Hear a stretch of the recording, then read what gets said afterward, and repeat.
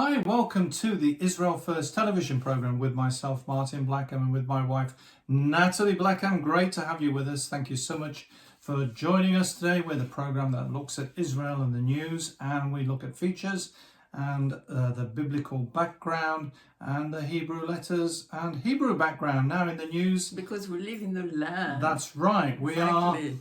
We are not just bringing you news and features from Israel. We are in the land of Israel bringing you news and features from Israel. So you are getting an eyewitness account of what's happening in these days. Now, young families in Israel are struggling to find affordable homes, struggling to find any homes that are suitable. A research centre says the failure to account for the growth of the number of households is driving prices out of reach, leaving more families in rental accommodation with major changes needed to address the crisis. Israel's housing crisis is being driven by a massive gap between skyrocketing apartment prices and lagging household incomes. A lot of the new apartments being built, and we've talked about this before, in Jerusalem, Tel Aviv, are far beyond anybody's income.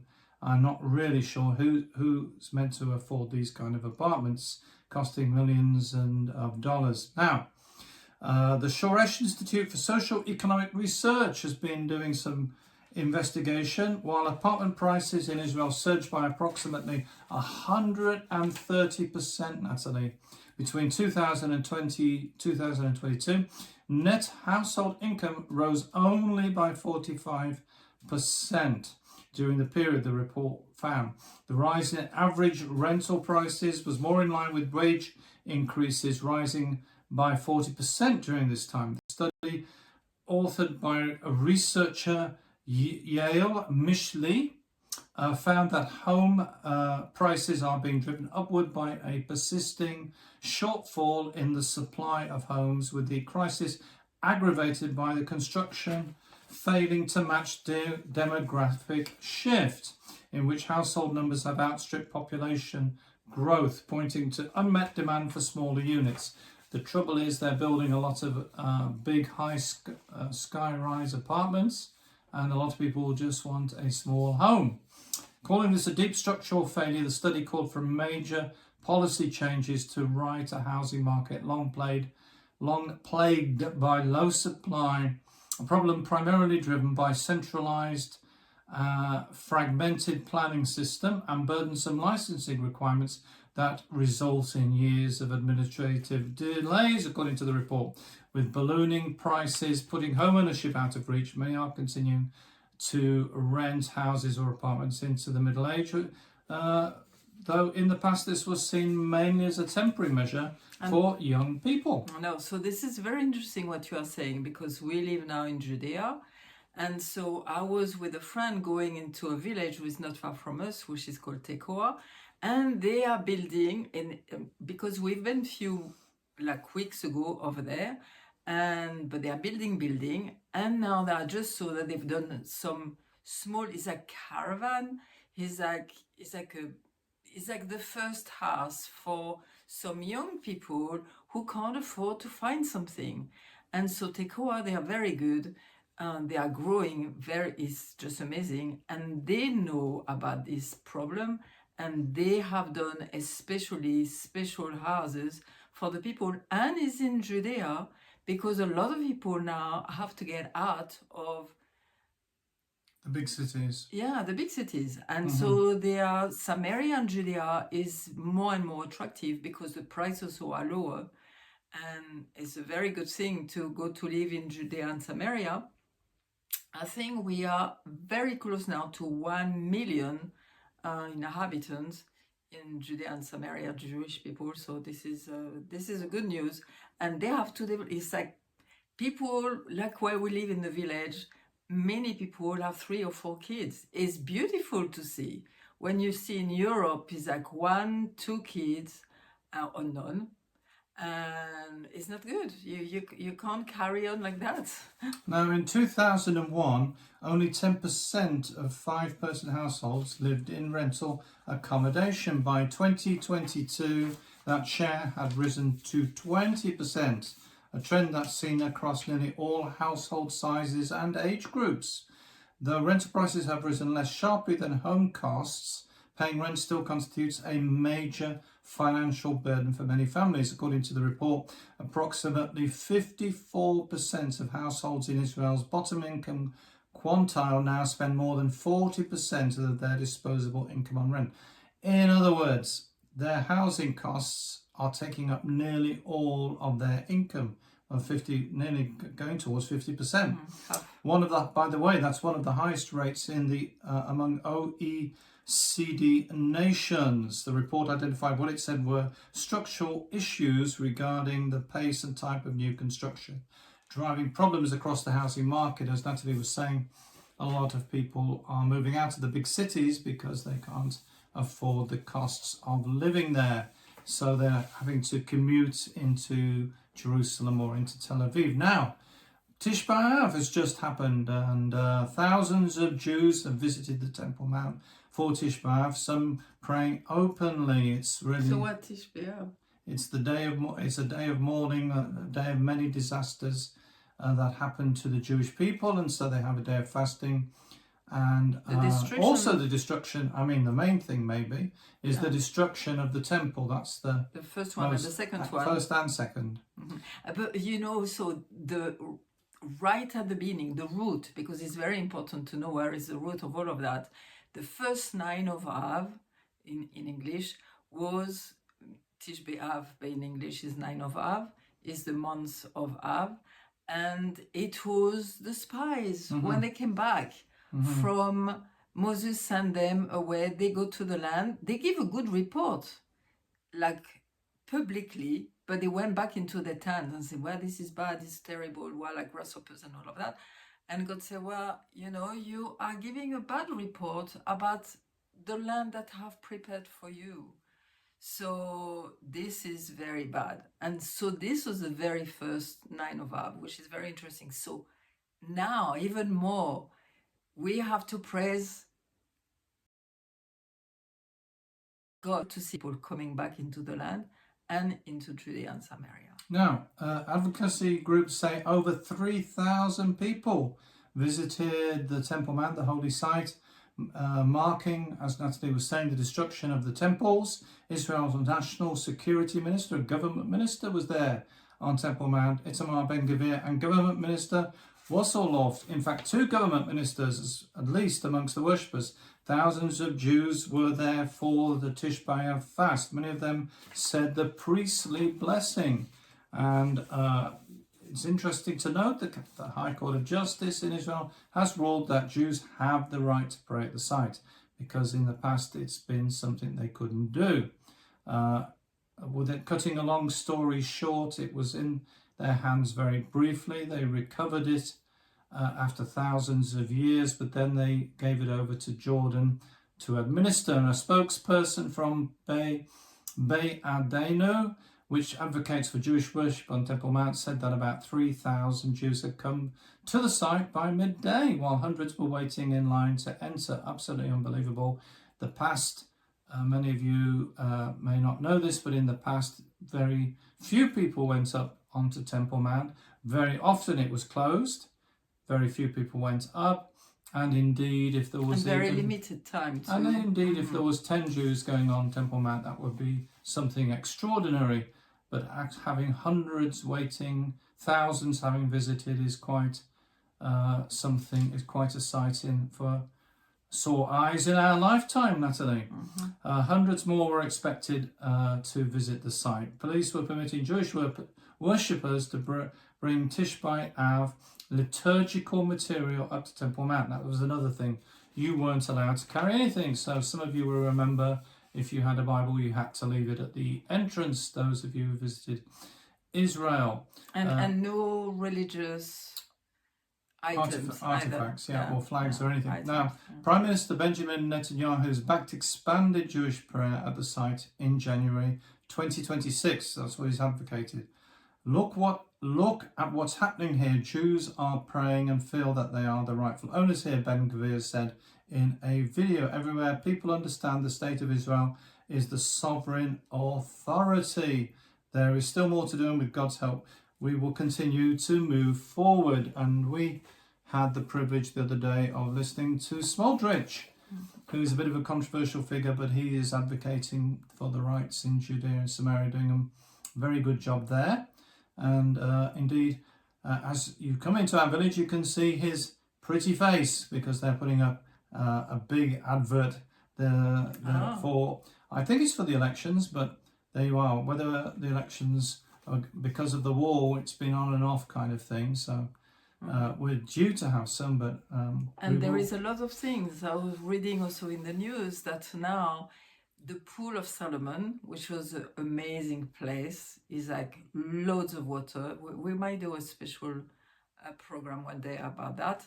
And it was mistakenly put into the Palestinian side, and now it hasn't been looked after and it's been really damaged. And so they want now to put it back into Jewish hands to repair it, to make it beautiful.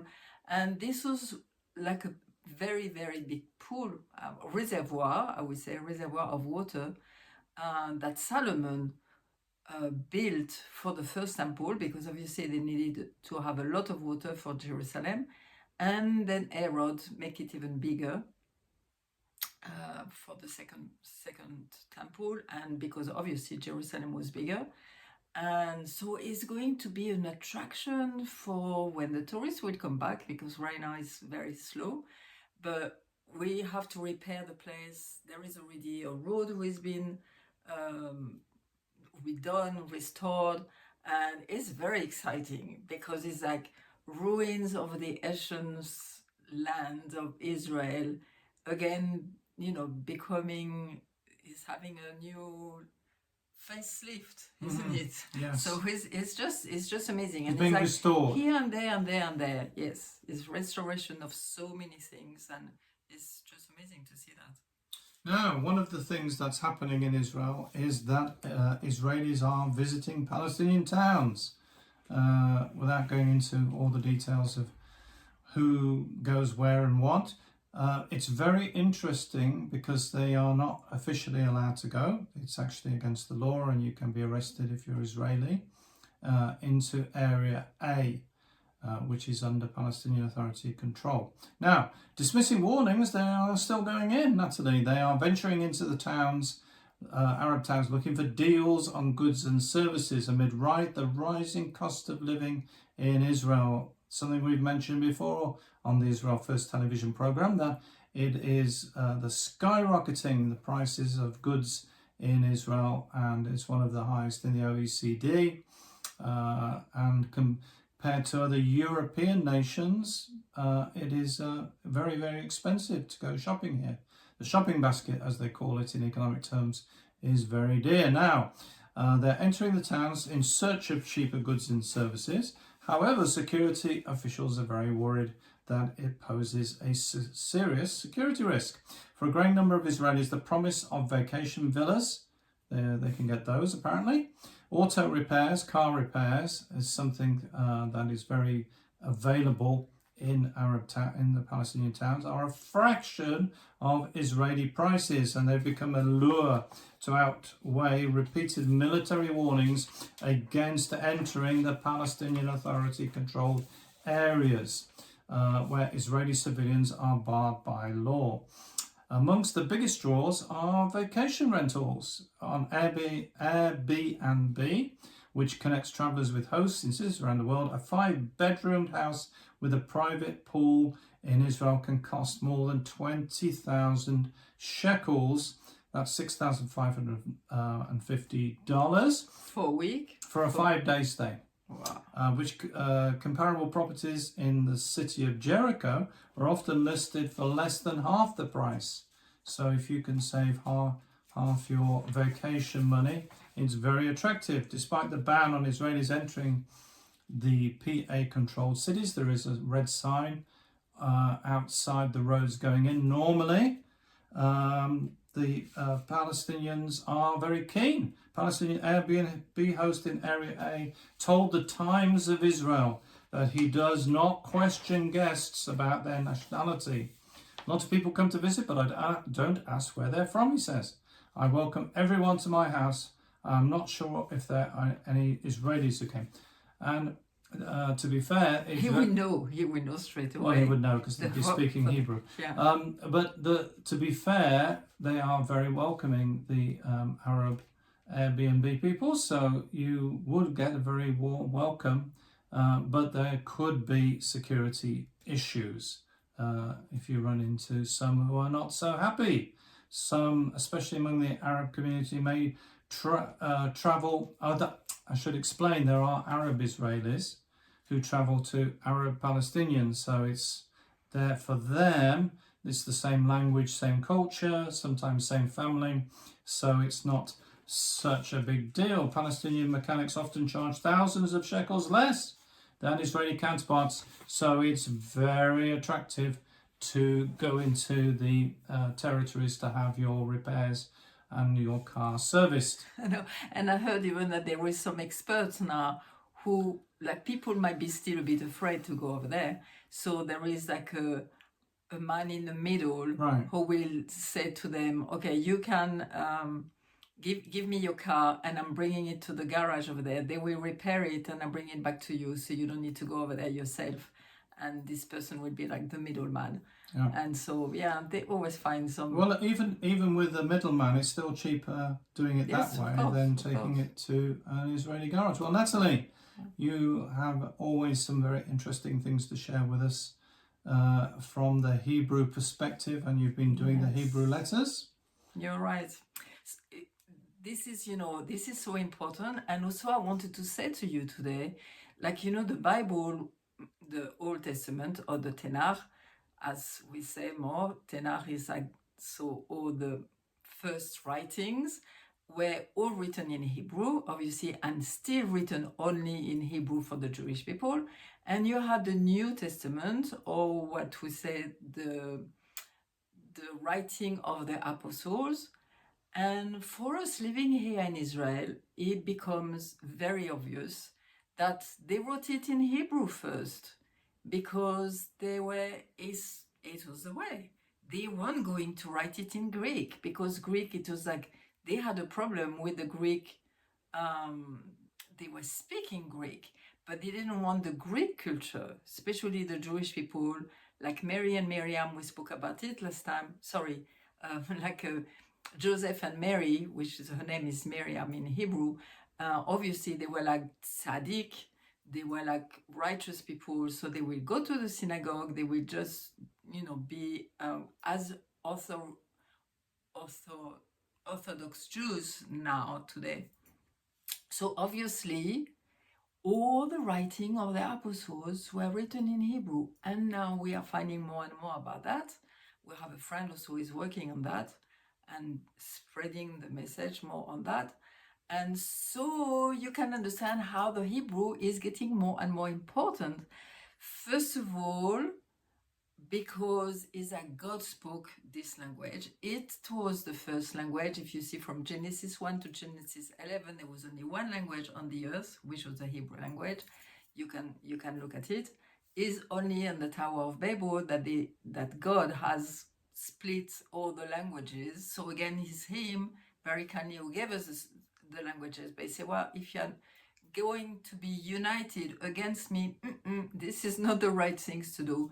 So I'm going to confuse your languages, which is Babel. Babel is confusion. So it's very interesting. It's like even in the name is written. Anyway, so when you see all of that, and I will speak about Zephaniah 3:9, which is when God is going to restore the Hebrew language, the pure language, which means if He's restoring it, it means that we had it before, we lost it, and we're going to have it again. And we can more and more, when you learn in Hebrew, it's like an arrow going into showing the thing. And it's when one of the apostles, I think it was Paul, who was saying how the word of God can be like a sword, like sharpen and divide things in a very precise way. He's like a surgeon, and it's so true. So we carry on doing that, and we really want to encourage you to learn, even if it's a little, a little bit, is like, okay, let us start. And so we are looking at the letters, and now we are on the 21st letter, which is the one before the last one. There is 22 letters. Did I say 21st? Mm-hmm. We are on the 21st, and there is 22 letters in the alphabet. So this is that one, Shin. Isn't it beautiful? Shin. So Shin, the number also is 300, because we are speaking about the numerical numbers of the letters. There is a lot of things also that we can discover about that. It's important. So the name is Shin, as I said, and also it means teeth or tooth, which is very interesting. It's like a tooth with the roots. Okay, you can see it on this side. And there is a beautiful passage, oh, I love it, is in Deuteronomy 6:7, and is part of the Shema, when God say, you have to teach your children and everything. And where is written there, you have to teach your children. By the way, I find a very nice translation, which they say, let me find, impress them on your children, okay? And the name is Shinantam, Shin, teeth, because you are chewing it. And when the children are little, you start to teach them, but like a mother, you chew it for them to give it they can eat it at their level, because obviously, you have different level when you are learning. So this is a beautiful thing. And they say, so let me read the verse because it's beautiful. It's impress them on your children or grandchildren. I love also to speak to our grandchildren about that.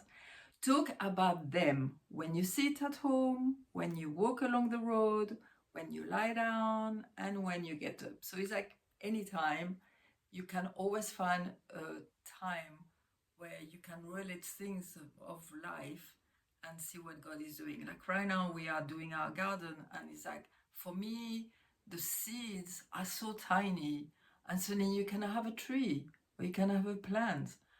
And it's just amazing to see the power of this little thing who just grow, with water and sun. It's just amazing. So we want this word to grow in us. And we need always to remember, I think because we are in a world where Satan is still around, there is darkness all around, and it makes us focusing on the right thing. And if you see how many times God in the Bible say, remember, it's like, well, sometimes we just don't remember. We lost the way many times, and he said, okay, go back onto the right way. And so the Hebrew language is just amazing. When you look also at Shin, you have like Shalom, obviously, the beautiful name, and Shalom, God has many characteristics, and one of his name is Oseh Shalom. He's the maker of peace. And when you see the people, like for Shabbat, you say Shabbat Shalom. The same, it starts with this Shabbat and Shalom. You start with that. You can see it's like also a flame, okay? And it's the flame of the word of God in us. Funny enough, we can play also with the word, word and Shin. And also there is a beautiful passage also when Moses is praying and against the Amalekite. He's just praying and Joshua is doing the fight. And there is written that he's raising his hands, and again it's like a Shin. You put your two hands and you have your body, and it's like a Shin. And remember that praying is so important. It's speaking to God. It's like our little light is speaking to the big light of the universe, and God is the light. And so we need to be connected with him, and it's so amazing and so beautiful. So you see the letters, you find so many things, and not only that, like I will speak another day about Shabbat, but like every letter in a word really carries something deep to show the deep meaning of the name. So Hebrew has very different level, and you can always dig and find more nuggets, and it's just amazing. So I really encourage you to carry on. By the way, I've done a book, you remember? Oh yes, it's here. I've done a book about the beauty of the Hebrew language, and it's in different languages. You can find it on our website. And it's just an introduction to say to you, okay, you love God, just go and love His word, because everything is in the word, everything, for every situation. And the website is israelfirst.org, and there's the book there. You can also see news stories, daily news stories. You can sign up for that, for receiving a Substack news story in your inbox, and you can get that at the website. You can also sign up for our weekly newsletter, which Nathalie works on, and you can get that on a weekly basis. Yes, and the daily news is Martin who does it. Yeah, very diligent. Now you can also help us, because it's because of your help, and particularly through the summer, you can help us. So if you'd like to support us financially, please go to the donate page on the website. There's a lot of information as to how to financially support us, or you can email us.